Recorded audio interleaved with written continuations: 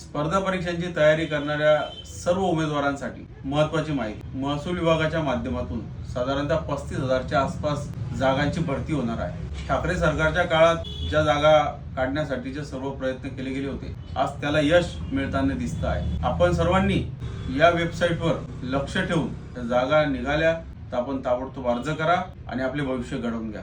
कारण धुळे महानगरपालिकेत जसं घडलं, परस्पर क्लास 2च्या जागा कोणतीही परीक्षा न घेता, जाहिरात न काढता भरल्या गेल्यात, तशा या जागांमध्ये व्हायला नको। त्यासाठी सर्व युवकांनी, युवती भगिनींनी सतर्क राहा, सावधान राहा आणि ह्या वेबसाईटवर 2 वेबसाईट आहेत, एक mahabhumi.gov.in आणि दुसरी rfd.maharashtra.gov.in।